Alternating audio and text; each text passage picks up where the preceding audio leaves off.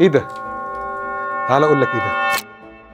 دي قطعة من قطع السمارت اللي موجودة معانا اللي بنستغل بيها المساحات الصغيرة. دي مكتبة هنحطها على الحيطة، عرضها 60 سم، العمق بتاعها 25 سم، الارتفاع بتاعها متر 25. تستخدم معايا مكتبة نحط فيها قطع اكسسوارز، تتحول معانا لترابيزة سفرة ناكل عليها، نقدر نعمل بيها استخدامات كتير، نقدر نذاكر عليها. دي سميناها الترابيزة المعجزة، فيها اللوك بتاعها لما اجي اقفلها بحيث تبقى التوازن بتاعها كويس. بقت معانا ترابيزة مقاسها متر 25 في ال 60 سم اللي قلنا عليهم. اقدر استخدمها بالذات في فكره الساحل الاماكن بتاعته صغيره. بالنسبه للاستوديوهات او الاتجاه ده بنحط مكتبه على الحيطه في اوضه ليفنج او في غرفه الاطفال، هيذاكروا عليها، هياكلوا عليها. القطعه موجهه اكتر للاستغلال المساحات. تنفيذ القطعه زي ما احنا شايفينها هي كلها خشب في خشب، اخشاب طبيعيه كلها. افضل لون فيها احنا حاولنا نعملها بكذا الوان، بس تقريبا اكتر لون كان ناجح معانا بالشكل دوت اللون البني في الاسود. متوفر منها اللون الابيض، ابيض كامل. هي تصنيفها بصراحه مش عارف هنوظفها في اسم ايه، هي مكتبة ولا هي ترابيزة، بس خليناها الترابيزة المعجزة. ما تنساش تعمل سيف للفيديو بتاعها عشان هتحتاجها، واستنونا في فيديوهات تانية مع سامي بطل.